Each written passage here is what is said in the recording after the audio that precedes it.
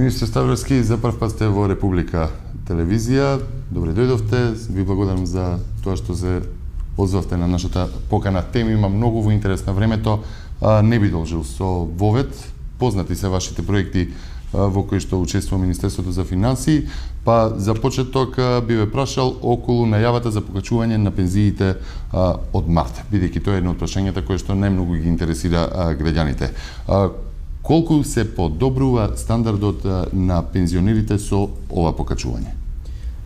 Станува збор за покачување што го најавивме уште со буџетот минатата година кога се конципираше.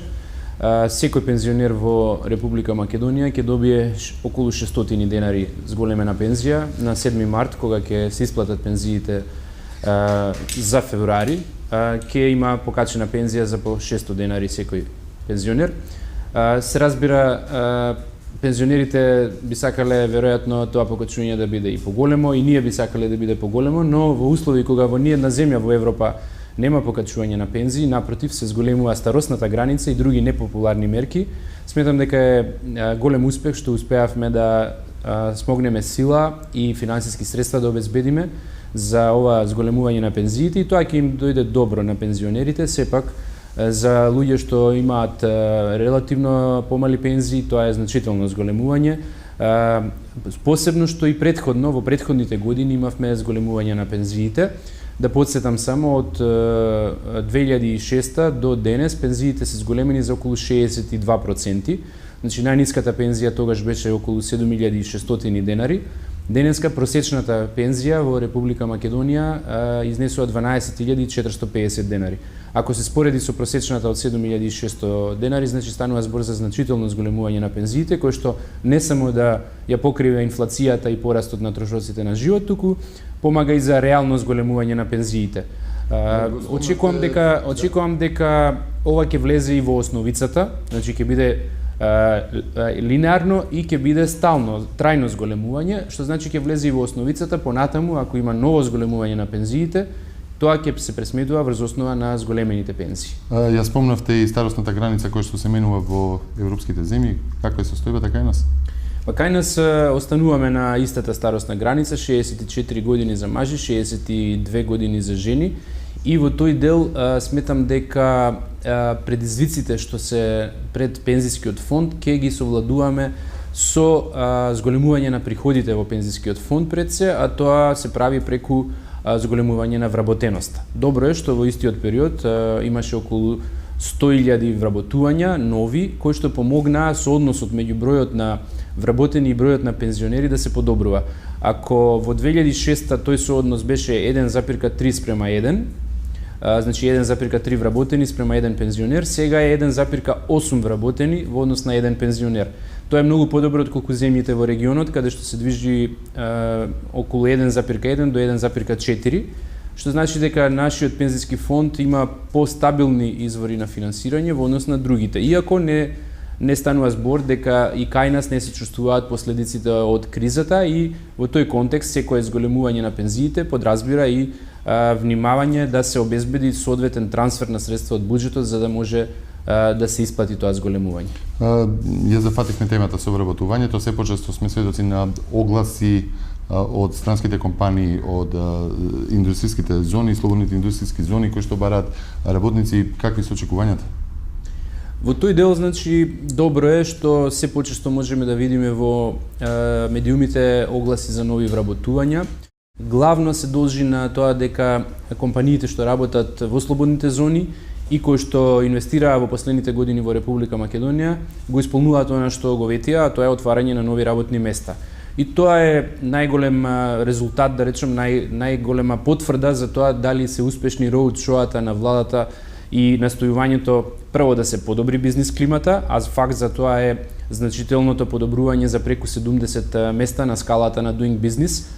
Позицијата на Република Македонија денес, 25-то место во светот во конкуренција на 188 земји, покажува дека многу сме постигнале во тој дел спрема тоа каде бевме пред 6-7 години, бевме на 95-тото, 96-тото место.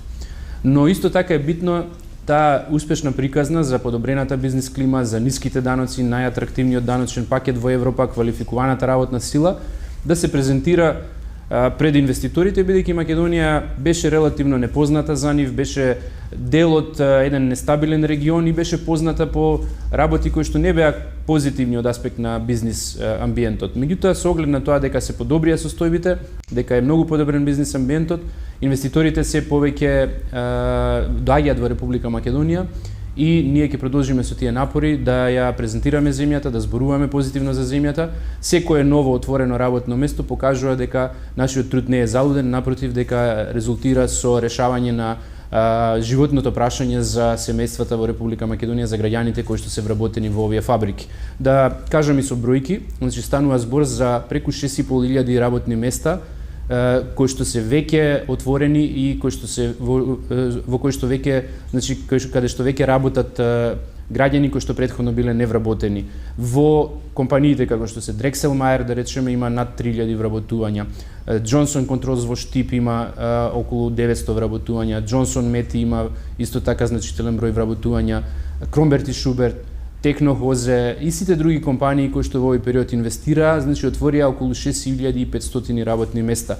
Но плюс на тоа, во договорите што ние ги имаме подпишано со тие инвеститори, стои дека ќе отворат уште толку работни места, значи вкупно околу 13.000 работни места се очекуваат да се отворат во сите овие фабрики кои што досега инвестираа и кои што подпишаа договори со владата, и тоа е една значителна бројка. Зборевме за пензиите кои што ја пресретнуваат инфлацијата и секако одат во корист на подигнување на стандардот на пензионерите. Разговаравме и за странските компании и новите вработувања што секако оди во истата насока. Од друга страна, опозицијата излезе со програма во која што нуди враќање на средната класа, при тоа ги некида и постигнувањата со кои што вие сега се истакнувате. Имате ли коментар за таа програма? Враќањето на средната класа не е прашање на теорија, туку е прашање на практика и на конкретни мерки и потези со кои што тоа треба да се направи. Политичката опозиција СДСМ е прво таа политичка партија која што ја изгуби средната класа во 90-тите години преку лошо спроведената приватизација и директно придонесе да осиромаши средната класа. Второ, кога после тоа имаше шанса СДСМ да направи нешто за враќање на средната класа или одреден број на луѓе да се вратат во средната класа, исто така ја пропушти таа шанса. Во нивно време невработеноста не само што не се намали, туку се зголеми и достигна рекордно ниво од 38% во 2005 година. Во тоа време пензиите не само што не се зголемуваа, туку и се намалија за 8%. Во тоа време земјоделците не добиваа никакви субвенции. Во тоа време немаше проекти како сега што има за директна поддршка, да речеме, на луѓето за решавање на стамбеното прашање и слично. Значи, сега со козметички некои мерки кои што никаде нема точни пресметки како ќе се направат, со 100 денари, 50 денари враќање на одреден данок, луѓето кои што никогаш тоа не го направиле претходно, кои што ниедна мерка претходно не реализирале, сега ветуваат кули и градови дека ќе направат да се вратила средната класа, и тоа преку парцијални и паушални мерки. Од таму кредибилитетот на СДСМ за тоа прашање е слаб. Од друга страна, што ние нудиме? Ние веќе го направивме тоа за кое што со кое што може да се врати дел од луѓето што некогаш биле средна класа да се вратат во таа средна класа.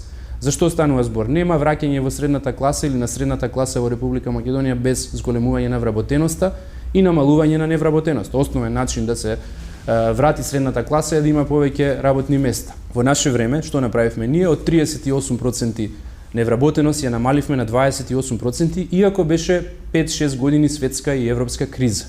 Второ, воведовме големи субвенции во земјоделството. 500-600 милиони евра завршија кај македонските земјоделци. Дел од тие луѓе постепено, значи, најдоа работа и преминуваат во таа средна класа за која што зборуваме. Трето, за сите оние кои што има потреба да го купат дворното земјиште, например, дадовме можност да го купат по цена од 1 евро по квадрат. Со проектот Купи куќа, купи стан даваме можност да стекнат сопствен дом. Ги зголемуваме пензиите, ги зголемуваме платите во јавниот сектор. Сето тоа помага одреден број на луѓе постепено да имаат подобар животен стандард и да се придвижат кон таа средна класа за која што зборуваме. Ги намаливме цените на лековите, овозможивме намалување на цените на акцизата на половни автомобили, да секој може да купи. Воведовме бесплатни учебници за децата, компјутери за децата. Сето тоа го помага стандардот на просечното семејство во Република Македонија. И тоа помага да се врати таа средна класа. Значи, станува збор за многу бројни десетици конкретни мерки и активности, кои што ги набројав, со кои што сме помогнале да се врати средната класа или постепено да се ублажат последиците на она што го направи СДСМ на времето кога директно предизвика над 200.000 луѓе да останат без работа. Всушност си заготева пресет на потребите, реалните потреби и барања на граѓаните. Во таа насока еве и вие наброивте дел од овие активности кои што се уште се активни, тоа се откупувањето на дворното место кој што сега потретпат го продолживте рокот. Какви се очекувањата? Тоа е еден од проектите кои што исто така помага да се решат децениски прашања што останале нерешени во Република Македонија. Имено за што се работи? Голем број на граѓани имаат дворно земјиште кое што не успеале претходно да го приватизираат, да стане нивно и кое што заради високата цена на земјиштето граѓаните не можеле да го откупат. Низ такви контакти со граѓаните ние практично дизајниравме мерка, а тоа е да се продава тоа земјиште по минимална цена, символична цена, 1 евро по метар квадратен. Преку 160.000 граѓани поднесоа барање до рокот што беше до крајот на 2012 година за да се реши ова прашање, да си го откупат дворното место по таа цена, по символична цена од 1 евро по квадрат. Меѓутоа одреден број на граѓани сепак заради отсуство од земјата, заради некомплетна документација и слично, не стигнале да го фатат тој последен рок. Затоа ние сега даваме нова шанса, почнувајќи буквално од денеска, во следните 9 месеци граѓаните повторно можат да поднесуваат барања за откуп на дворното место по цена од 1 евро по метар квадратен. Значи апелирам сите да искористат оваа шанса. Сепак се работи за нешто што ќе им остане во нивна сопственост, не само на нив, на нивните поколенија, на децата, на внуците, ќе може да вршат надградба на куќата во тоа земјиште, да го користат како хипотека ако треба кредит да добијат во банка. Значи се зголемува многократно вредноста на земјиштето тогаш кога самиот човек што го каде што живее ќе стане и сопственик на земјиштето. Затоа верувам дека десетици илјади граѓани кои што по различни причини претходно не го приватизирале земјиштето ќе искористат оваа шанса, ќе поднесат документација, основна документација, лична карта и основен имотен лист во управата за имотно-правни работи во соодветното место и ќе си го купат со земјиштето за оваа символична цена од 1 евро по метар квадратен. Но тоа не е единствената мерка што се однесува до домувањето и решавањето на имотно-правните работи. Беве ги поедноставивте условите за аплицирање за проектот Купи куќа, купи стан. Да, Купи куќа, купи стан е еден многу важен проект, бидејќи решава прашање што им тежи на многу луѓе, посебно на младите луѓе кои што или не се решаваат да стапат во брак, или кога ќе стапат во брак не се решаваат за поголемо семејство, бидејќи не им е решено прашањето на собствен дом. Токму за нив и за таа средна класа, да речем, кои што имаат солидни примања, но немаат доволно големи примања или тие примања не се доволни за да може да добијат кредит во банка за решавање на стамбеното прашање, го спремивме, го подготвивме овој проект. И сега дополнително ги подобруваме условите на проектот со цел да опфатиме поголем број граѓани, а и да решиме одредени прашања кои што самите граѓани ги истакнаа во процесот на реализација на проектот. Имено за што се работи? Досега границата на собствени приходи до која можеше да се учествува во овој проект беше ако имаш плата помала и други приходи помали од 900 евра месечно. Таа граница важеше и ако си сам, значи поединец, и ако си во брачна заедница. Сега границата ја зголемуваме, ако е брачна заедница, ако се двајца, значи да границата биде 1300 евра месечни примања за двајцата. Ако е сам, ако е поединец, останува границата од 900 евра. При тоа под месечни примања во случајов опфаќаме само приходи од плата. Претходно беа фатени и други евентуално додатни приходи ако има од авторски договори, некакви рента на земјиште, надомес за дуќан или слично. Сега овозможуваме само платата да се смета во овие 900 евра или 1300 евра, што ќе овозможи поголем број на луѓе да добијат шанса да го искористат проектот. Втората измена се состои во тоа дека луѓето кои што по основ на наследство имаат некаков имот, доколку тоа наследство е помалку од половина од имотот, ќе може да учествуваат во проектот, а досега не може. Имено, низ конкретен пример, ако се двајца браќа или брат и сестра и стекнале по основ на наследство по половина од имотот, тие досега не можеа да учествуваат во проектот или требаше да се сложат да потпишат договор дека едниот му го продава на другиот втората половина и оној што ќе остане без имот ќе можеше да аплицира. Меѓутоа кога станува збор за вакви случаи, ретко се решаваат да си продадат еден на друг имот или не може да се согласат за цената, а уште повеќе ако се тројца или четворица браќа, тогаш или сестри, тогаш уште помали се деловите и потешко е да се договорат кој на кога ќе би ги продал. Затоа сега велиме секој што по основ на наследство стекнал помалку од половина од имот, 1/3, 1/4 или до 1/2, може да аплицира за добивање на субвенции за купи куќа, купи стан, без да склучува договори со браќата, сестрите и слично. Трето, овозможуваме, само уште ова да кажам, овозможуваме значи исто така да се продаде стара куќа, трошна помала куќа, за да се купи поголема куќа или да се изгради или да се купи поголем стан и обратно, ако е помал стан, да се купи поголем стан или поголема куќа. Сите овие опции ќе овозможат да поголем број граѓани, посебно млади луѓе, имаат шансата да добијат субвенции од државата, се работи за значителни средства, да подсетам. Државата покрива половина од ратата, месечната рата доколку се купи стан или 75% од месечната рата доколку се земе кредит за куќа во првите 5 години, што во превод значи ако е кредит од 40 или 50.000 евра, некаде 10.000 евра покрива државата од тој трошок, а остатокот граѓанинот, или ако е куќа и до 15.000 евра е субвенцијата од државата. За многу луѓе на почеток е најтешко да се отплаќа кредитот и токму тука ние помагаме со плаќање на половина од месечната рата или половина од учеството.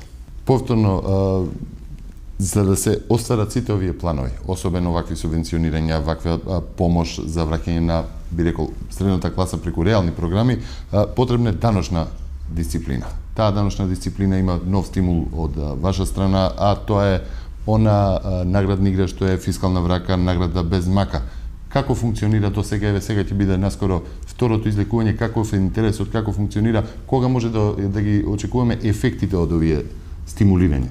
Да, токму така, значи наградната игра фискална врака, награда без мака е всушност мотивирачка наградна игра за секој граѓанин во Република Македонија да свати дека со барањето на фискална сметка и добивањето на фискална сметка, кога купува, кога пазари, кога тргува, помага да се изгради некој училиште, некоја болница, да се изгради некој пат, да се обезбедат бесплатни учебници за децата и слично. Значи, станува збор за свеста дека сите ние треба да учествуваме во тоа да се изгради државата и да помогнеме преку исполнување на тоа свое право, но и обврска да добиеме и да побараме фискална сметка, да се зголеми степенот на фискална дисциплина во државата. Од друга страна, граѓаните што имаат најмногу среќа во таа наградна игра и ќе добијат вредни награди, како што е стан, дуќан, автомобил или вредносни ваучери кои што се движат од 1000 денари до 60.000 денари, преку 150 граѓани секое коло се излекуваат и добиваат вредни награди. Ефектите се добри, значи имаме зголемени приходи по основ на ДДВ во првите месеци од примена на наградната игра. Се уште е рано да извлечеме конечни заклучоци. Меѓутоа, факт е дека стотици илјади граѓани учествуваат во наградната игра, од најмалите децата кои што стануваат свесни и бараат фискални сметки и преку игра сваќаат која е улогата на фискалните сметки, на буџетот и на начинот како со буџетот се решаваат одредени прашања во нивното училиште или во нивната општина, во малото кај што живеат, а од друга страна и повозрастните, па и највозрастните, бабите, дедовците, заедно со внуците учествуваат во тоа да се соберат 20 фискални сметки, да се стават во плико, да се испратат и ја следат наградната игра. Така да, мислам дека во тој дел, значи, на еден стимулативен, мотивирачки начин ја постигнуваме целта, а тоа е да сите заедно станеме посвесни за тоа дека фискалната дисциплина е таа која што ни помага заеднички да постигнеме поголеми ефекти со буџетот и да изградиме повеќе во секој дел, во секој регион, во секој град во нашата држава. Господин Ставровски, ја ви благодарам за учеството во ова интервју за Телевизија Република. Се гледаме наскоро. Благодарам за поканата, ми беше задоволство.